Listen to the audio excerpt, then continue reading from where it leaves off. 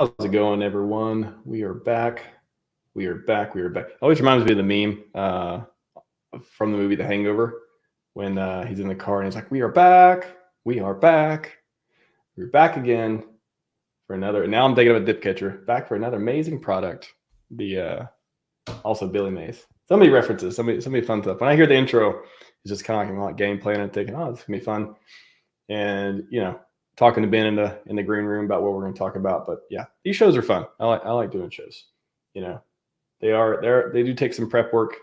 Sometimes I'm just tired, and I may or may not have them. But yeah, when we're doing them, a lot of fun stuff. Chat makes it cool too. I'll get to you guys just a minute. But before we get too much into it, welcome back to the show, Ben Sierra. How's it going, man?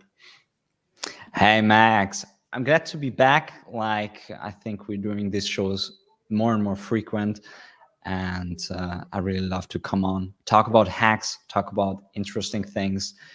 Today I'm coming to talk about LiquidHEX. Oh, Hexagon does a token, a new one. Yeah, a new HEX project. It's your fault, man. It's your fault. You keep coming on, you keep building stuff, you keep providing value, data, charts. Crypto Toad 83 says, "Give us the sauce." RHMax. I think he's talking to both of us. So they want the sauce. The people want the sauce today. Ben, you're gonna give them the sauce. Nice. I always give them some special data sauce. Data sauce. Yeah, I'm all about data. Like, you know it, guys. When I'm coming on, I'm showing data, and my new project is a token this time, but it uses all of my data that I built. And token using data. And yeah, I called it a derivative of HEX.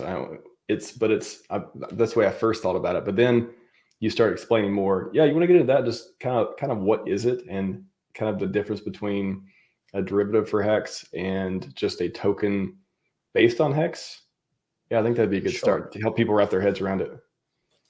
Sure. So this is not really a derivative of HEX. A derivative of HEX would be something that is continuously connected to the HEX protocol. So we have Maximus perpetuals, right? You stake together in a big pool, and you get those liquid tokens representing your stake together. Or you have something like Hadron or Communist, where you mint continuously based on your T-shares, so they're connected through that. But my token is more like a fork. It is actually a fork. It's a fork of HEX. And so once the fork occurs, it becomes its own thing. So yeah, that would be the difference between a fork and a derivative. Interesting. Yeah, it's a fork.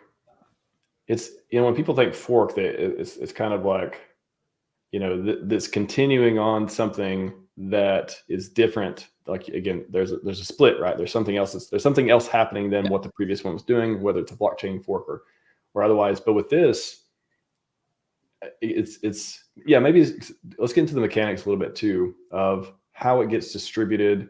Maybe that'll kind of help people understand too. Yeah, I mean, this fork is unusual. It was never done before in crypto, so it's a first timer. It's not a blockchain fork where you fork the network and you keep on doing it in a slightly different way. Here, if people know me from other streams and from my statistics and my data about hacks, then they know that over the years since 2021, I built up a complete data warehouse where I'm pulling the data for the HEX cryptocurrency from the blockchain, and I restructure it in a way to be able to analyze and go very into detail of why things are happening, and so that I can look those things up, show them to everybody on Twitter.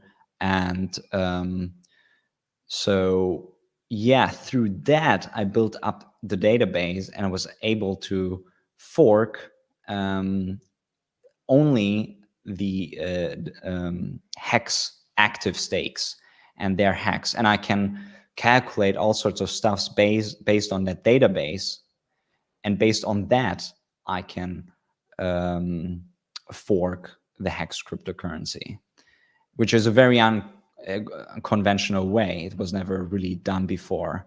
It's the first time of something like proof of data, because everything was on chain, everything was proven, and you take that and you fork it into a new coin. And before I get more into the specifics, I want to actually explain why I'm doing it. And there are kind of two reasons. So it is definitely an experiment. So what do I mean by that?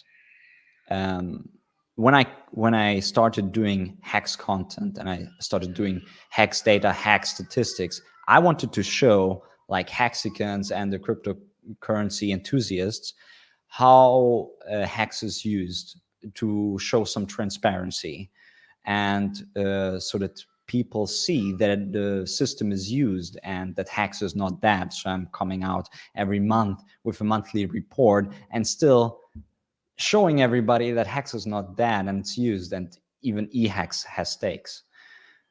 So this I'm doing now for quite some time, since the end of 2022. And now I came to this new project and I thought, wouldn't it be great to run an experiment based on that data of what would happen if you would just eliminate all the like bad actors, maybe not bad per se, but who already profited a lot, or the people who are not as committed as others.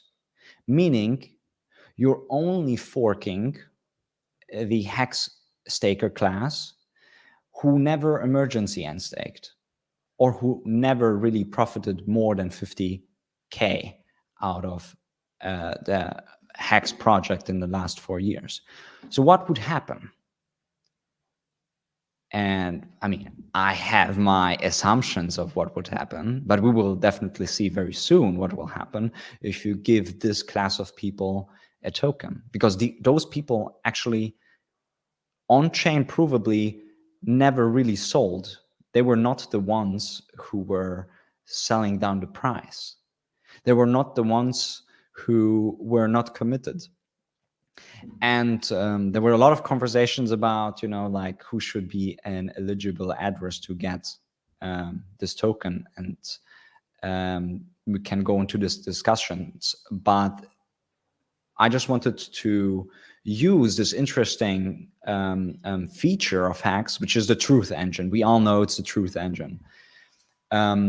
Because when you're committed and your emergency, when you're not committed and your emergency end stake, you're getting penalized. And so you're taking away the supply from the market to prove that on chain, and you're getting rewarded for it. So it's this truth engine. And I wanted to use this into my experiment.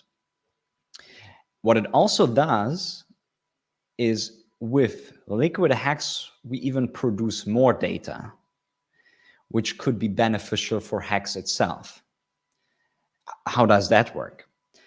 Well, once you mint your LiquidHEX, you can mint it 1 year before your stake ends.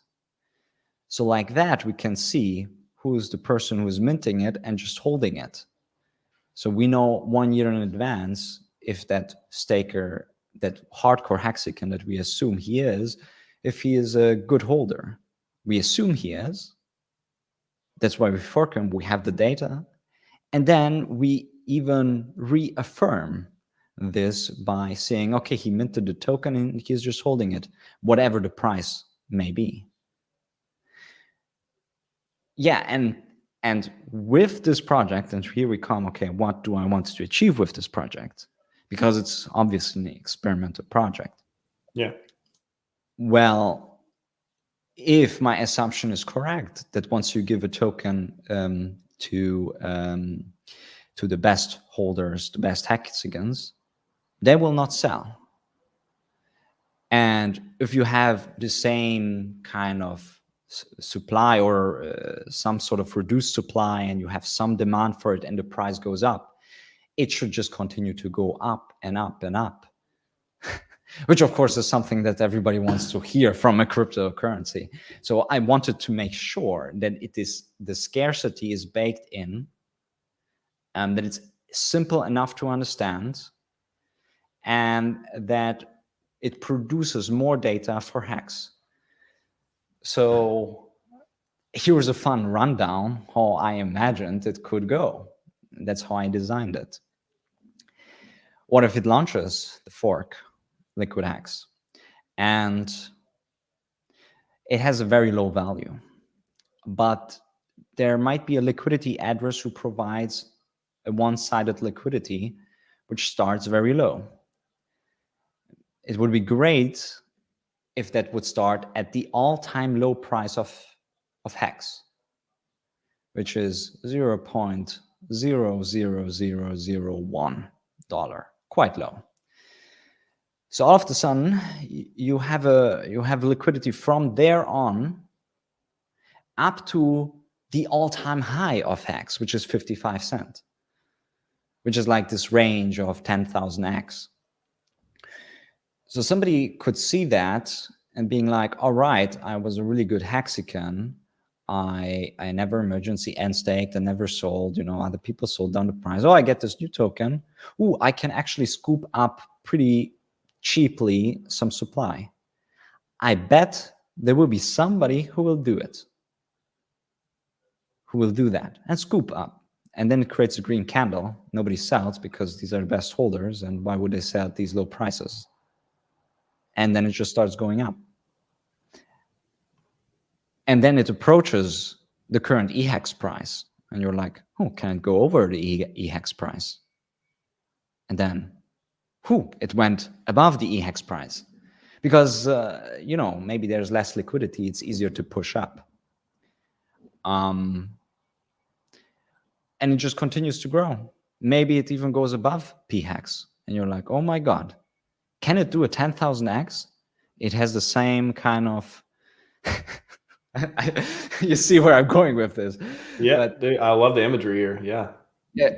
You have the same holders who were holding through 10,000x. And they were not just holding through a 10,000x. They were holding through minus 99%, They were just like holding through. Well, or some of them not selling, maybe just selling here and there little bits, bit amounts, but not drastically dropping the price. But you could also say that they were holding it through because they were staked. So it's not the previous they could be the same person. The previous person who staked that, in their mindset, they were diamond handed. But a lot of people say that I imagine if they when they saw HEX go 55 cents, they looked at their paper gains.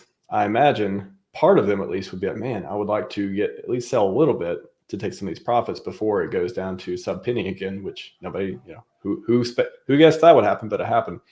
So I guess like the first question is, if this thing could do a 10,000x because it is so similar to HEX, the only difference though is there's no staking for LiquidHEX. So if there's no staking for it, how do you reconcile that with the mechanics of HEX versus LiquidHEX? You mean from this perspective of if it can go 10,000x without the staking feature? If the ideal is the staking helped it go 10,000x, if that's maybe that's not the ideal too, but like some people believe staking helped it go that high. Some people believe, whales buying it made it go that high. There's all these different things. If the ideal is that staking helped a lot go that high, but this LiquidHEX doesn't have staking, does that, I guess you see what I'm going? It's a different beast for sure. It's a different thing. What HEX definitely had, it went 10,000x while having really great liquidity as well. So meaning this currently, as I calculated, if the liquidity address which we can go into, like how this liquidity address works, but how it distributes its supply between these ranges, it will be much thinner. So it will be much easier to push the price. Okay. So you're saying the advantage of this is you're basically trading the staking component for low liquidity. That's what you're saying. It may balance it out with that. Yeah, and the 10,000x here comes maybe also from that you can see that, you know, just other projects on PulseChain did a 10,000x, or they are on the way to making 10,000x, you know, within a year or something. It's true. We have seen a few projects do that already so far. Yeah. So another project which just gets really, you know, good holders, you know, just pushing up through that. It does not have to do a 10,000x, but there is a certain interesting, like the project is set up to play kind of the same game starting from the all-time low. And it's an interesting game theory behind it.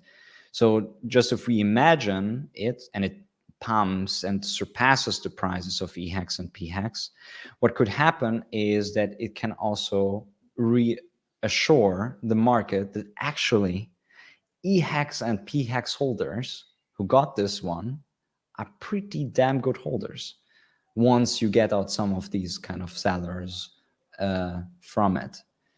Which then, if the market is reassured, and then, you know, maybe I'm coming up with, you know, my new data charts which show how many LiquidHEX holders actually minted and are holding on to it, you know, to their stakes, then you're reassured that those stakes, when they come out, you know, they might be just restaked. So I wanted to play this interesting game of doing an experiment and then reassuring the original hex with it, while make the token itself scarce with simple rules, so that, you know, some people can get those opportunities to get major supply from the bottom to create green candles. And once you create green candles, the whole thing is on. That's my assumption. I like the no, I mean, it's super interesting. I'm just thinking of each piece of, I think it's interesting too, starting with the people who can mint it are, you're basically starting with a bunch of people who aren't dumpers.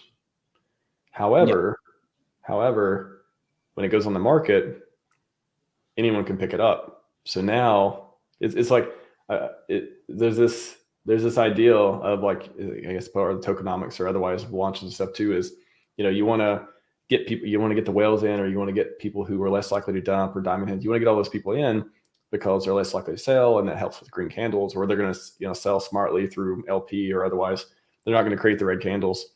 Starting with those people, but then eventually as the project grows, especially if it's so cheap, when you talked about liquidity pool, if it starts at all-time low price of HEX, other people are going to be able to scoop it up, and some of them may be dumpers too. But so how do you enforce that? How do you make it?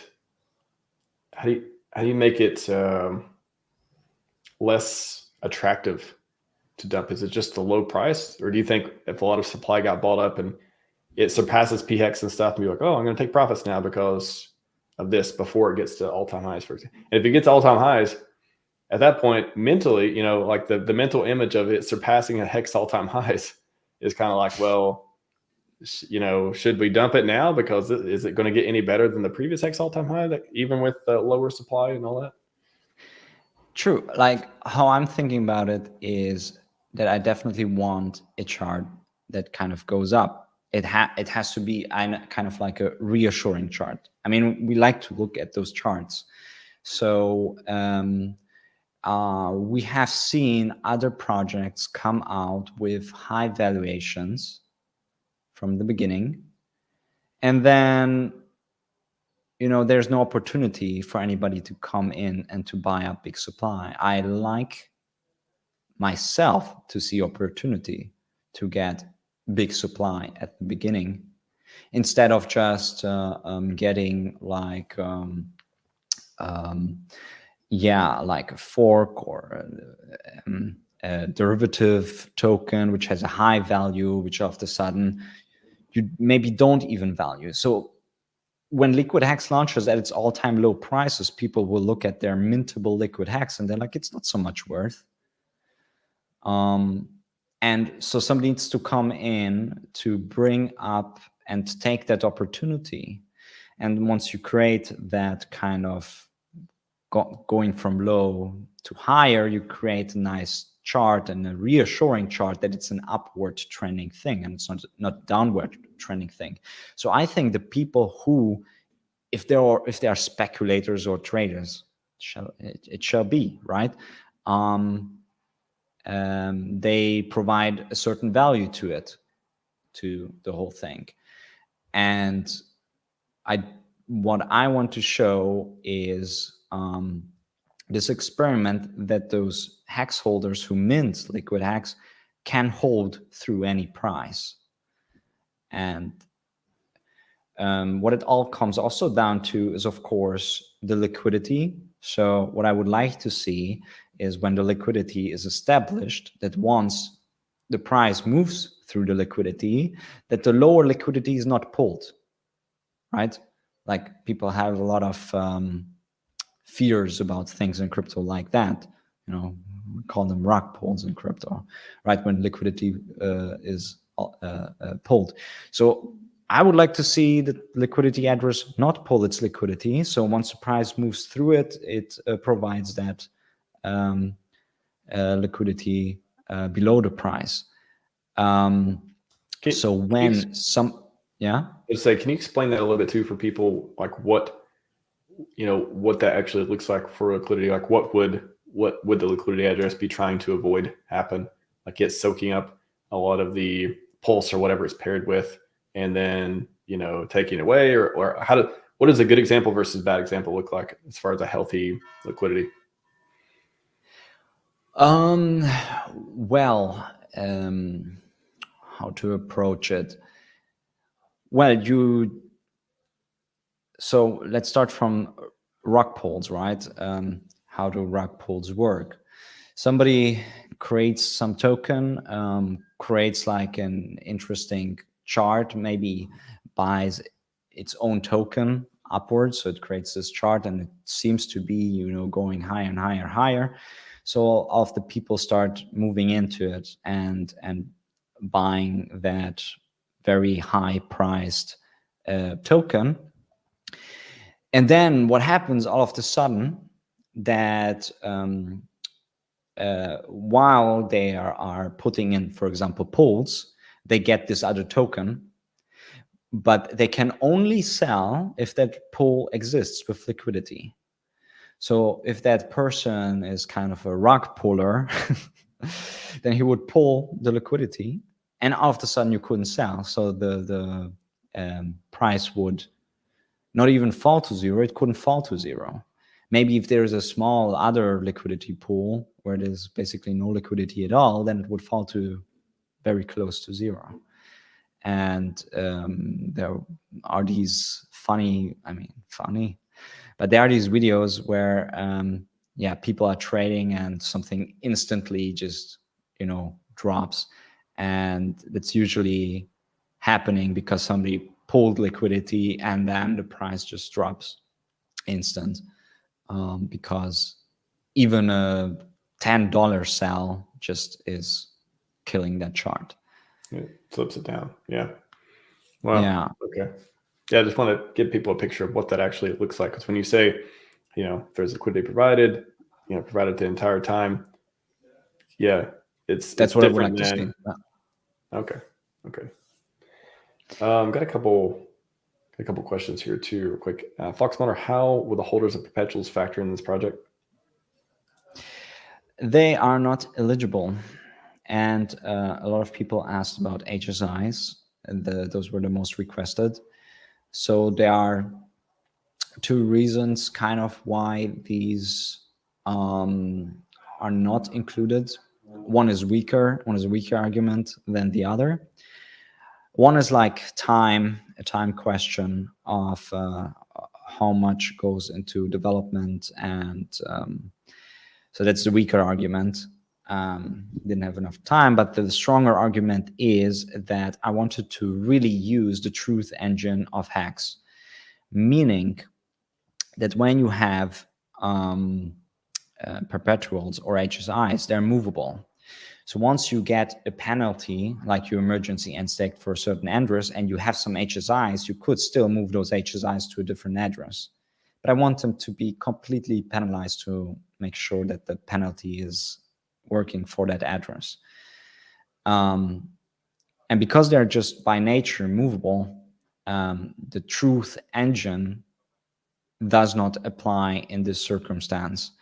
So that's why perpetuals and HSIs are not included, but I love them. You know, I myself use them. So it's not like a disrespect for those projects. I very much respect them. It's just the nature of them that they're like this. And of course, you could make all sorts of rules and exceptions, but what if the perpetuals were minted at the day they were launched and then hold on and things like that? But then those are very, yeah. A lot of different corner cases. A lot of different corner cases to cover. It's yeah, it sounds like it takes a lot of time to figure all that stuff out when you're just trying to do HEX. Yeah, and you start doing one thing, then somebody else comes in, but can you do it slightly this way, because then they would be included. I had that with other rules, so that other people were like, can't you just increase this or decrease that, or change this or change that? So I wanted to make really, really basic general rules, and to make it simple so that people know if they're in or not, to also show with data of why they are not in and out. There are definitely some really, really good hexicans excluded. And it's just like that. You can't, when you start having a rule that you exclude certain addresses based on this rule, there will be always kind of some outliers who are just really great. They maybe emergency end stake for the fun, and they're excluded. Well, what about the OA? The OA is in. Was a good staker. I know, it's like this can go one of two ways: either no, or actually he's followed the rules, or he followed the rules. Yeah. So the OA he's definitely can mint LiquidHEX. He can mint LiquidHEX. Yeah. He, according to my calculations, would have 25% of the mintable LiquidHEX. That's why kind of the liquidity address would get something like 30% of the total supply. Yeah, that's the important part too of the liquidity address would get 30% of this. So they would be able to mint, liquidity address would be able to mint 30%, or it just goes there automatically.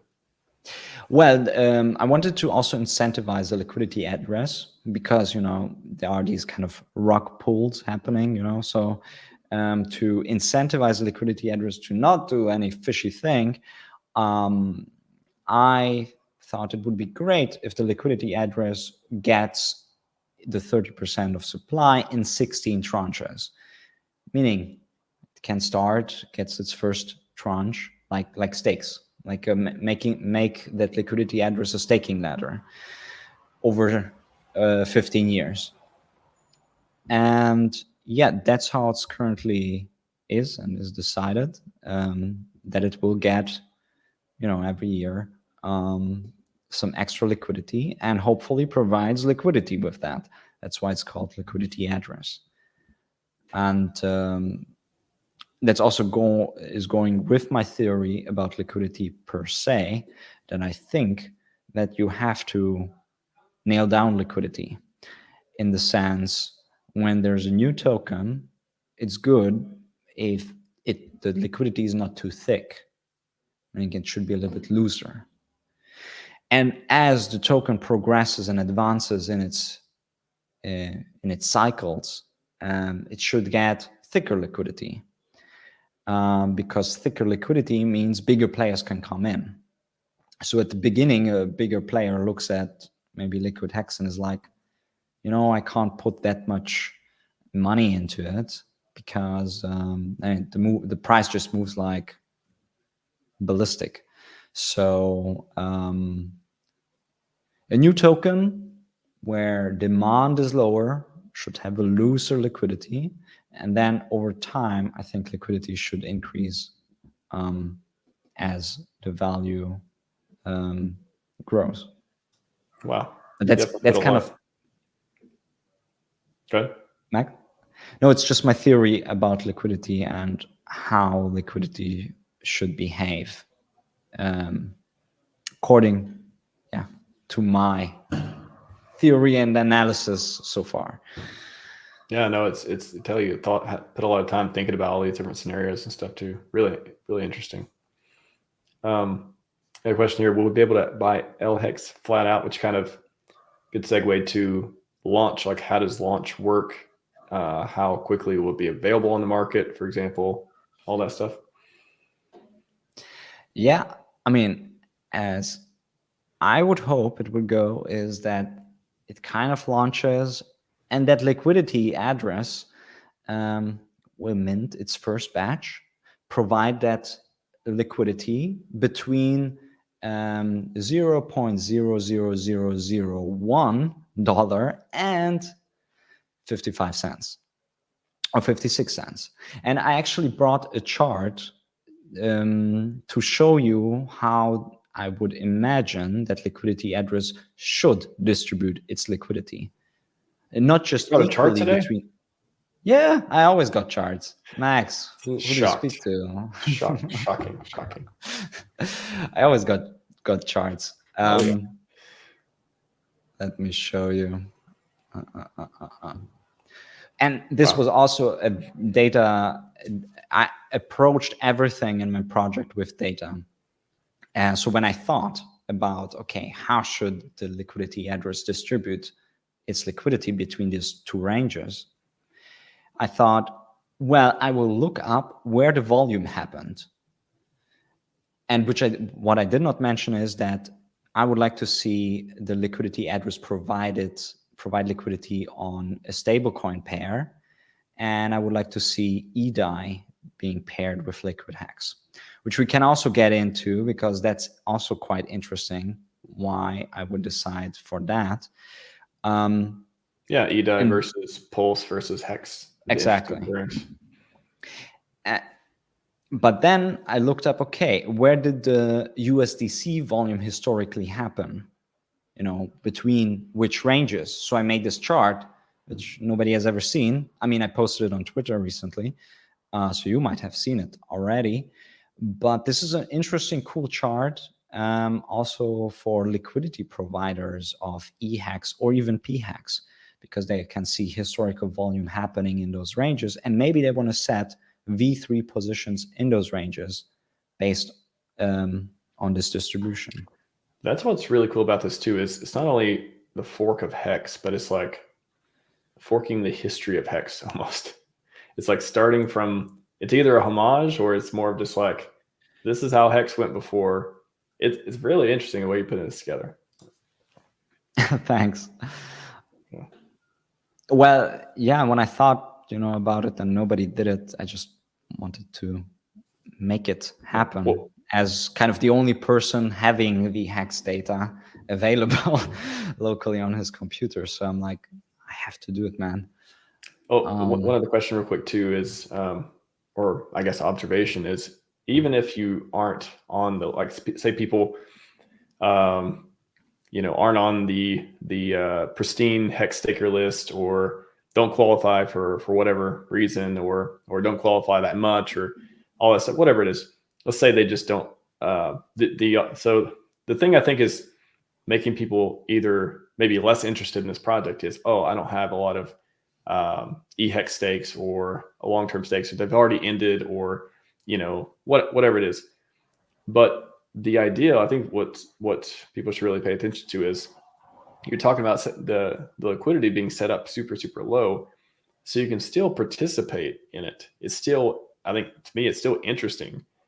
You know, even if you don't have a lot to mint, that you can get off the market and still participate in the whole like ethos of, again, early HEX, regardless if you can mint it or not. So like minting it's one way to get it, but even if you don't mint it, there's still a lot of interesting things about this project, such as, again, if the liquidity is that low, how long is it going to stay that way? Like if people are comparing this and they're looking for what HEX did before in a new project, again, nobody's saying it's going to do 10,000x, but it's just really interesting how all these things like have been lined up to say, oh, well, this sounds familiar, that sort of thing. Will it rhyme? Who knows? But like the liquidity being started that low, it's not like you're starting at a penny or 5 cents. It's like the previous all-time low, not even the launch price, I guess, but the all-time low. So anyways, thought that was interesting for people to see too.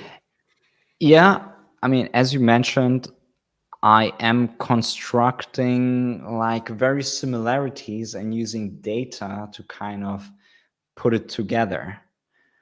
And it is just something very interesting. And I see a lot of people just engaged with the idea, even if they're excluded. And yeah, you know, when sometimes there's some mystery and perception around it, you can see what happens with stuff like PDI. And then you see all sorts of interesting things happening on chain. And I did not check all of those things, so I'm not claiming anything here. But it's interesting how narratives get shaped just by seeing certain patterns and trends. That's what I wanted to say with it. Definitely. And here we can see the volume distribution of, all the USDC volume, which happened on Ethereum. And what we can see that the most of the volume happened between the ranges 4 and 6 cents. So you get 12.5% of all the volume happening there. And also significantly 10% between 2 and 4 cents. And then it's getting quite distributed out, but yeah, most of the volume did not happen at the peak. And this is how the distribution looks like. And as we can see, only 2.5% was between like HEX's all-time low price and 0.2 cents. So I would think that it would be fairly quick for LiquidHEX to come to 2 cents. That's would be my assumptions when you distribute that liquidity out. And once you get to 2 cents, I mean, you're already above EHEX and PHEX price. So that's even the combined one. So I find that kind of interesting. I'm sorry. Sure. Sorry, somebody just called. Yeah. Wow. Yeah. So I would like to see the distribution of the liquidity for LiquidHEX like that. Which could mean if some people take the opportunity to scoop up, there will not be much LiquidHEX there. So maybe people want to scoop it up. And that would create some interesting green candle. People like green candles. So what does it do to our psychology? And what does it do to us to think about actually EHEX and PHEX? That what can happen with them. So yeah, but it's definitely its own thing after the fork, right? And it is capped at 300 billion supply in 15 years.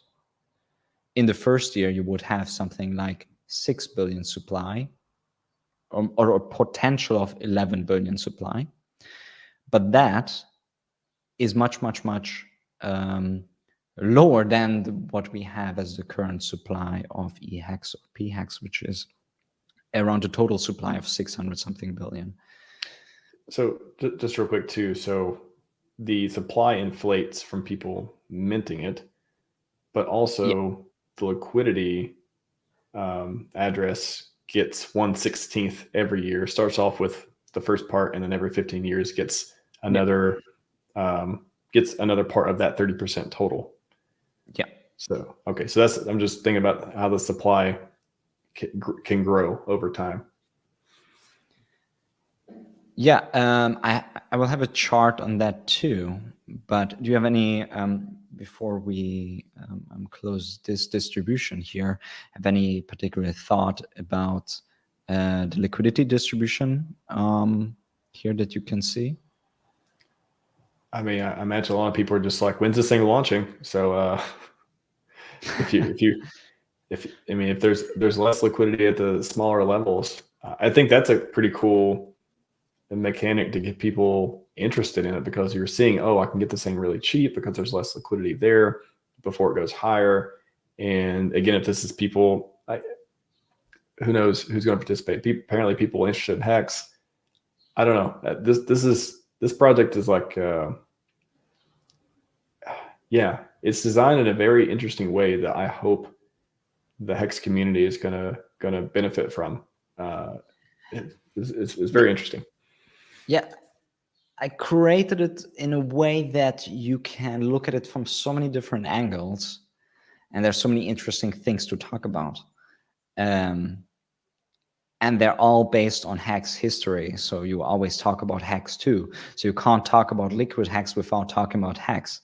And I'm a guy who likes to talk about HEX, and I do things for HEX. And I hope people appreciate that the token from Hexicon is about HEX. You know, like you can't just circumvent any way around.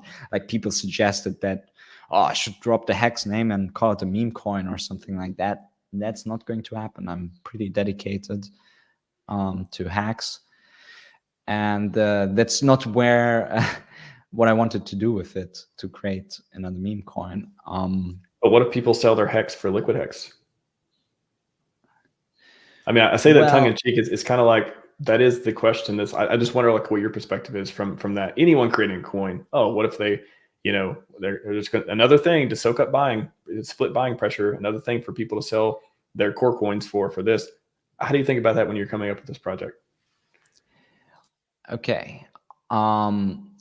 So there I have an interesting theory in general about HEX, PulseChain, and PulseX, which I started to think about them as together being more like a cycle 2 coin than a cycle 1 coin. Why do I say that? It is because the sacrifices were happening at a stage on the top of a bull market where many people came in, and the many people and the size of the liquidity and the stakes of the game were raised to a higher level, which usually only cycle 2 coins have.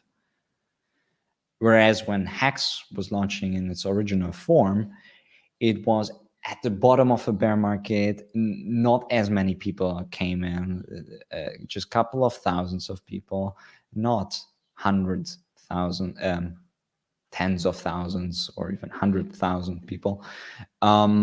So like the whole PulseChain, PulseX, and HEX, they should be more regarded as a kind of like a cycle 2 coin, and it's not a bad thing. It's a good thing, meaning that bigger players are more looking out for them, but very small players who are looking for 10,000 X's are going into other projects, which PulseChain has, which then, when they happen on PulseChain, they reinforce the cycle 2 coins, and they give them narrative, they give them things to talk about, and they won't fade away, and they will be the ones who dominate in the end anyway. So LiquidHEX is not here to dominate EHEX or PHEX. I don't think they can. So they can just reassure, I think, HEX by doing awesome and by doing great for certain people. But when you say dominate, you know, if LiquidHEX does a 10,000x, that would be, unless HEX and EHEX do a 10,000x, which anything's possible. But, you know, it has to be, you know, the framing. Sure, but it's the question. Okay, and you make 10,000x on $10, yeah, or you make 10,000x on $1 million. You know, like, or no, you make 100x on $1 million, or 10,000x on $10. What's, you know, it's a different game. That's what I'm wanting to say. Or you make 10,000x on $100 and you make 1,000x with 1 million. So I don't think that those coins that are doing 10,000 X's on PulseChain are doing 10,000 X's on millions of dollars value. I don't think that somebody put in like 100,000 and then a 10,000 X. I think somebody put in like something like $10 maybe and a 10,000 X. Or even if it did, you know, the shout out to Sloth, the MEV, the minimum maximal extractable value of the pools wouldn't be like that until over time, if they filled up that far to even be able to sell it or extract whatever's in the pool too. So is that the factor in too? Yeah. So cycle 2 coins are usually for like kind of that's a bigger game, but you will have also more certainty with them, right? So yeah, you have to think about, like, you can go all like less risk and you can go all into Bitcoin, you know, it's like 4 cycle coin and it's not doing as many gains, but it does gains, but you can put in $1 billion or even more. I don't have the numbers exactly in my head, but just this dynamic of what different types of player would go now into Bitcoin. And you see it all of a sudden, a lot of billionaires want to buy it, and banks and stuff like that. For us, not as interesting anymore, because we know that there are other things that can go much higher up with our source of money, which is much smaller, and we don't need that big amount of liquidity like those.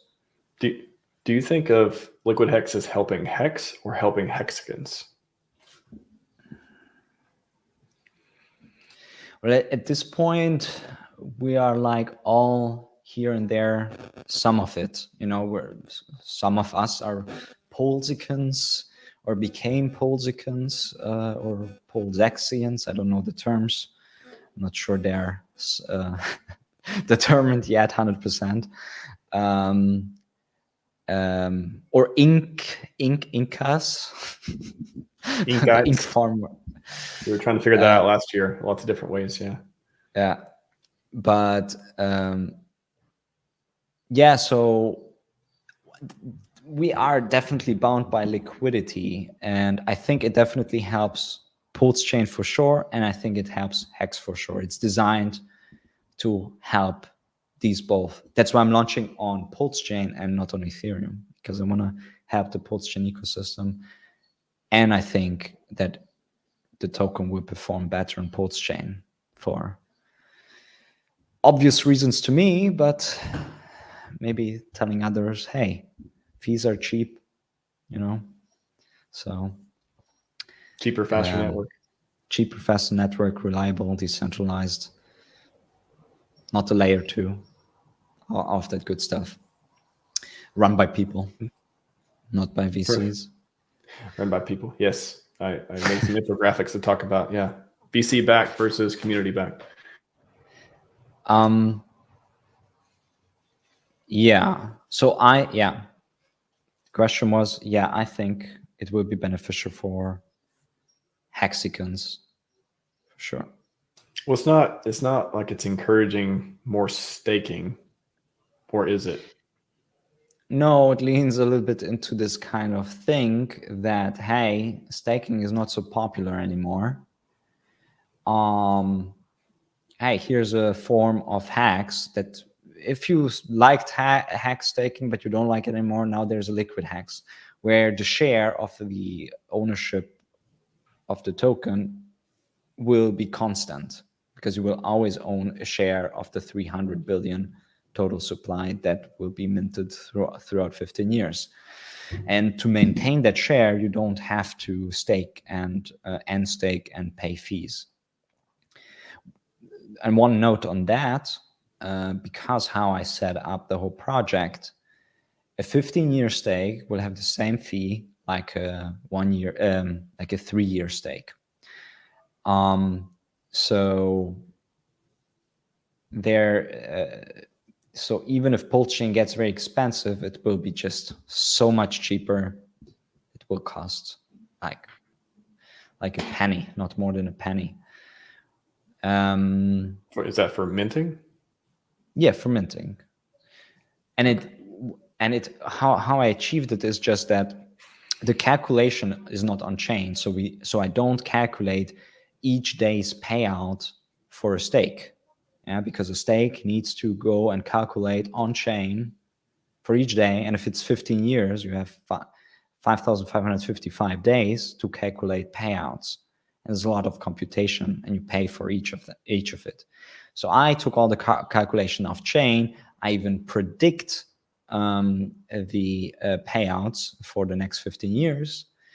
Then calculate for every stake all of the daily payouts of these predicted payouts and the ones who were already happening, and calculate the total amount.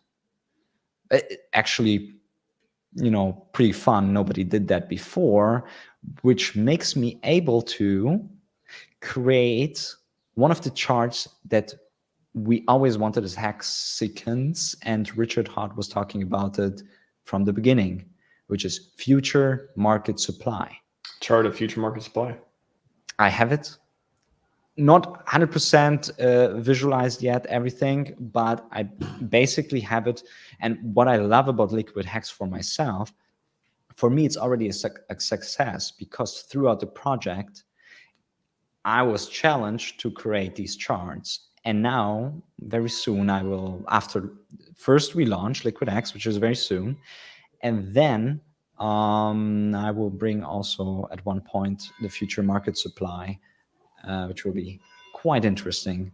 And there's a lot of calculation involved to do that. And because it's off-chain, it took me a day to calculate on my computer. That's why you don't have to do it on-chain. And through that, you just have to mint the amount that is determined from that snapshot. I want to see the chart. Quick question, real quick, though. So let's remind people, this is for the truest of true believers, like generally speaking. But this is a one-time thing, right? Like there's not going to be another snapshot next year or in 5 years. This is like new hexicans not able to mint. It is only for the last 4.5, 5 years of hexicans based on criteria, right? Yeah. To give you numbers, we have something like 120K stakers, a little bit less, for active EHEX stakers. And from that, if you take out like the net sellers who sold more than 50K, and if you remove also the emergency and stakers, you come down to 63,000 addresses who are eligible. 63K. I like those 3, 6, and 9s in there. Nice. Yeah. It's funny how that works out. It might still change, because I saw some emergency and stakers this month. So, Must not be watching the stream. Must not be watching. They were not following the project for sure. Not following. Or did not value it. Yeah. Just got like maybe 15 minutes left. What are the most important charts you want to hit? Most important charts. Well, we talked about, I can quickly show you here the history and future of average HEX payouts per T-share. So this prediction is a very conservative one, and I use that to calculate everybody's payouts for the next 15 years, which also makes sure that the people who with high T-share rates and long stakes are getting rewarded the most. HEX rules a la carte for LiquidHEX too. And yeah, as you can see, it goes up to 12.7 HEX per T-share until 2039. I think it's a conservative estimate, and I don't want to inflate the supply too much, so I stick rather with a conservative estimate than some people suggest some exponential things, but I really don't think that like such exponential payouts can occur. They would be insane. The ones that were suggested to me, where you get well, you're not thinking about world domination, so. But okay, when some people talked about 400 HEX and 700 HEX payouts, and those are a bit extreme, right? I'd rather be pleasantly surprised. I like the conservative approach. I mean, it is fun. It is fun to see the different charts and stuff, and I love everyone out there like coming up with them. But I tend to be biased towards, I like the product. I'm already in the product. I already understand the product, pretty well. But new people, it's probably it's good for them to be like, oh, what if this happened? I guess to kind of wrap their heads around what can happen. But I like the conservative estimates too. Yeah, I mean, for me, keeping the supply into a conservative estimate is better, because it's not like that people already are rewarded by staking long and having those T-shares. So they don't need another big supply increase shock. It's better to keep the supply more reduced for price reasons, onto the long term. And then I use the prediction to create this supply chart, which goes from 2025 until 2040, and goes up to 210 billion. And then we still need the 30% on top of it, which is not shown here. But it's something like 5-point-something billion per year coming out with it.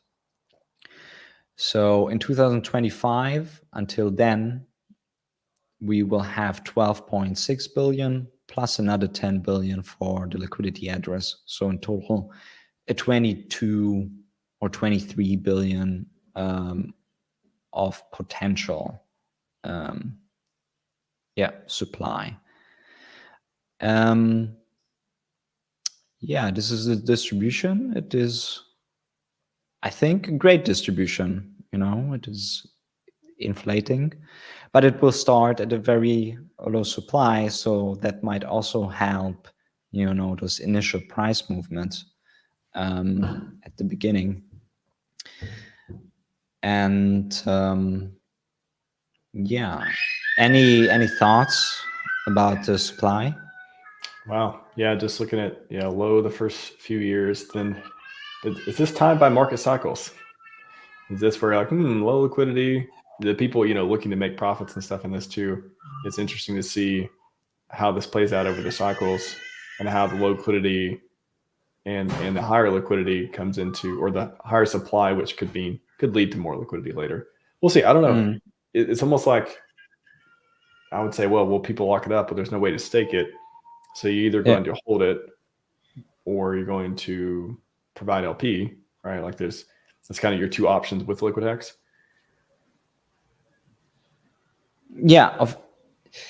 I mean, it's about holding and showing that you even can hold liquid, even if you don't have We already saw the diamond hands.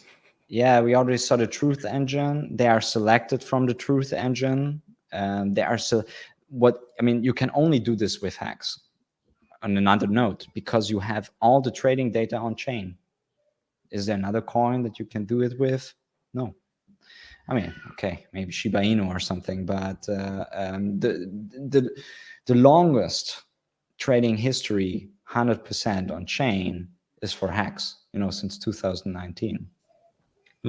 Or let's say 2020, to be more precise, because I think the first Uni V1 pool with HEX was created in January, I think, or February of 2020. Interesting trivia there. Yeah. It's got a question from HexGita too. Could Bing give a quick summary of the criteria again? Sure. There's so many aspects of it. I forget sometimes things. One thing that I didn't say is that short stakes are not counting. So if you have short stakes, they're not counting. What is short staking? Everything below 720 days, meaning kind of 2 years. So those are just not regarded. Then we have two penalties. One is the net sell penalty. So if somebody profited out of it in USDC terms, 50K, then hey, you already made decent profit on HEX. If you like the LiquidHEX project, maybe you should buy it. But then you don't get free supply. Because, reward holders. Then if somebody emergency end staked is also excluded. That was a very controversial thing. So we were going back and forth within the group chat about it until I looked at some data. And there I have the fourth chart to show. So these are the criteria. Let me just think for if I got everything. Yeah. I mean, these are the criteria, and HSIs and perpetuals don't work. If somebody has stakes in a Gnosis safe, I think they should be able to mint it. So that shouldn't be a problem. Just a front end kind of a question. But yeah, to the emergency end stakers, I created this kind of interesting chart, which is a net HEX buy sells by quarter based on USDC HEX pools. And there are these different lines. So when I highlight the green line, this is just everybody in it, So that fluctuates, sometimes net buying and net selling. By the way, these are the active stakers. And then we have the emergency end stakers. Yeah, if you're an emergency end stakers, you're basically all the time kind of net selling. I mean, not every emergency end staker, but this data shows that, damn, if you have emergency end staked once, you are a person like selling down. So the data kind of shows that you're a net seller. And as I wanted to choose the hardcore group of the hexagons, I needed a great criteria. And emergency end staking wasn't a penalty at the beginning of my project. But when I saw this, I was like, all right, what happens if I take them out, the emergency end stakers? And when I take out people who emergency end staked, from the active stakers pool, you see the blue line above zero? They are just net buyers. They're just buying. So great. I have a great indicator for choosing the people who are actually just net buyers. Great. I guess I will take the emergency and stakers out. But then people were like, well, wait a minute. When we had big payday, a lot of people unstaked, emergency and staked, so that they can stake again to get more T-shares. And yeah, there were some people who did that. And okay, I make slightly different calculations, and I take those class of people who emergency and staked exactly before big payday, you know, like maybe I give them a 1 month chance. And when I chart them out, they're still below zero. And okay, maybe they did it to obtain more T-shares, but for the price chart, those addresses are not really contributing to buys, they're contributing to selling, to net selling. And I'm like, guys, I looked into it, and this is what the data says. And obviously, you have outliers. You have beautiful, I even found a beautiful address who emergency and staked a couple of its stakes before big pay date, and then staked it out and got more T-shares, and then didn't really contribute to selling. So I found one, but you cannot start making to include a certain address and not include a certain other address. Then you're starting handpicking or making complicated rules. And as you increase the complicated rules, you can make more mistakes. If you can make more mistakes, you know, then maybe the calculations are not right. And yeah, just by looking at the data, even those class of people are contributing to net selling. And I wanted the sellers to be forked out so that the people who are eligible to mint a stake, that they feel safe. You know, now when you get to be a LiquidHEX minter, you should be feeling like chosen, like, oh my God, like we got rid, like this token is just like, who should sell it if we just got rid of all the sellers? And I'm providing the data with it to show it. And it was an interesting exercise and an interesting thing to see for HEX itself as an analysis to do. And what I like about my project is that it makes me to do all of these interesting analysis. But this was one of the most hottest topic, yeah, around that. Yeah, emergency and stakers. Should they get a little? Should they get only 10% of their stakes? Things like that. And current decision, and as it stands, and as it will be, is that they don't get anything. They're getting excluded. Wow, very interesting to see the data behind it too. You are the man with the data, man. Data man. Yeah, and as I work with my data on and on, I'm pretty confident about my data at this point. Right, wrapping up here though. Yeah, anything? I feel like we covered quite a bit too. Like I'm glad we got into some of the questions, because I think some of these things come up when it's fresh in my mind too, especially seeing, the max supply, the distribution, LP and stuff too.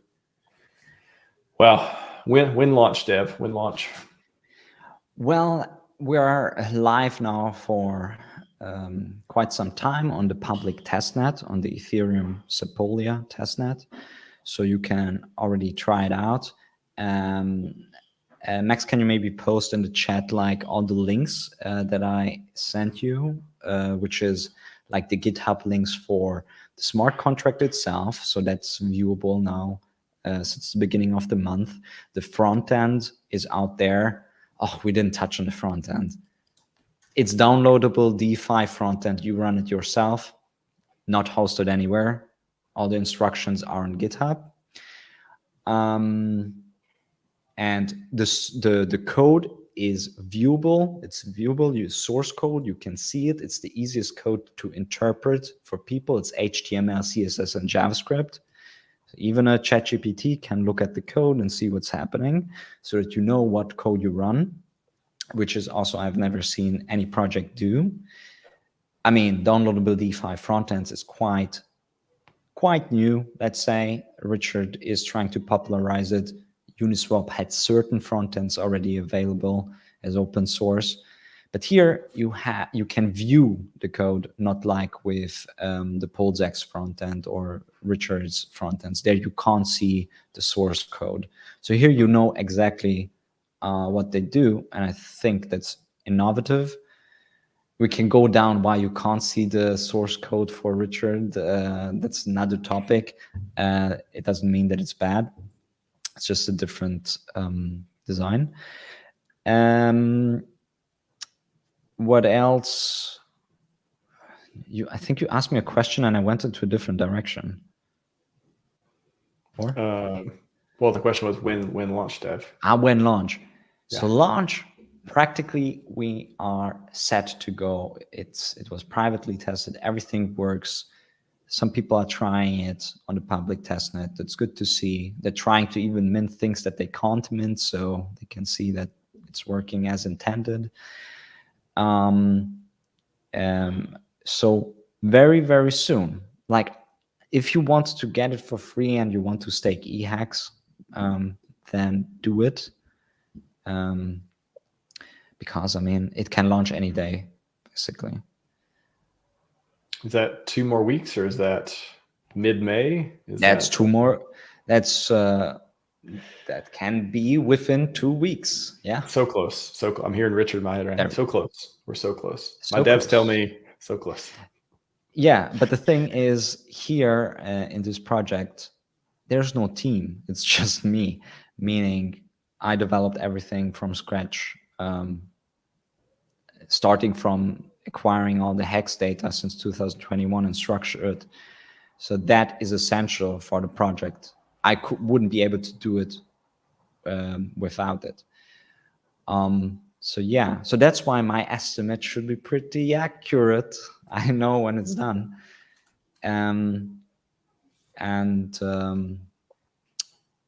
Maybe one interesting thing, I mean, if this was not intriguing enough with all the data and setting it up in this interesting way, then one more interesting thing is that I would like to see the liquidity, like starting with a stable coin and starting with EDI, especially as it's has the most liquidity on PulseChain. And that creates a new game. Until now, you saw all sorts of tokens launching and they were paired with Pulse. So now these coins are dependent with Pulse, dependent on the PulseChain price performance. They move together as we learn from Hart's law. And so I wanted to create a different game from that, so that you can like scoop up maybe the supply and not think about PulseChain going up or down.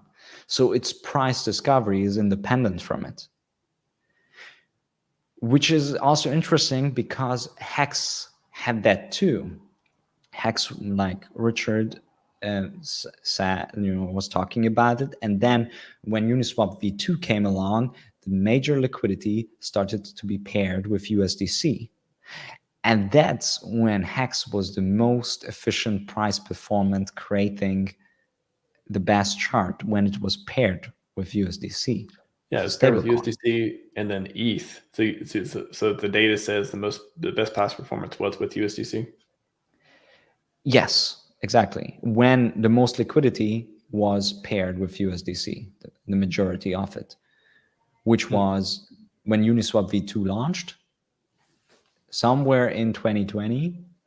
And then, right until PulseChain fork, HEX was paired with USDC, dominantly with USDC. And before PulseChain forking, it seemed to have a really good price performance. We went to 10 cents back 1 year ago. 10 cents. 10 cents. That's a dream. That's a dream today. 1 year ago. 10 cents. So, we're trying to hit 1 penny. So yeah, so even there, I'm setting up the game very similarly when HEX was price performant, put it, pair it with a stable coin. I mean, I would like to see it that way. Let's see what the liquidity address is doing. But that's what I would like to see. And that would be an interesting game. And all of a sudden, you don't rely on the price movement, which also means that sometimes it's just moving differently from all the other things, and it doesn't move at the same time. Yeah. Well, I mean, there could be other pools started and stuff though too that do pair it with Pulse or pair it with HEX and stuff. But you think you imagine the biggest pool will be with USDC? Well, with EDI. Or sorry, EDI. EDI, yeah. That's what I would imagine. And I would think that there would be pools created.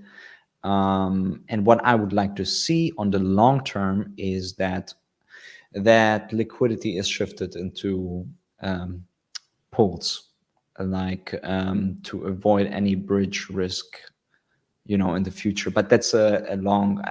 I'm pretty confident about the bridge, and I think a lot of people are very confident about the bridge. It's up and running for 1 year. It's the securest bridge. We know Richard cares about security, so I'm pretty sure it's very well designed, and it holds a lot of millions in value. So yeah, for the near term, I think stablecoin pairing great. Long term, Pulse pairing would be awesome. Very cool, man. Yeah, thanks for going over all the details. I think anyone just tuning in, make sure to hashtag replay gang. Very interesting stream, not just about LiquidHEX, but some nuance around liquidity and a lot of interesting conversation there too. So I posted the links in the chat. I have the smart contract, the test net, and then the Telegram if you're interested. t.me/LiquidHEX looks like. And yeah, we're excited for launch and see how it goes. See if the how the theories match up with reality when it comes to reality. Yeah, the market decides in the end. The market decides. All right, everyone. That's all we got for you today. Scivive and 5555. We are out.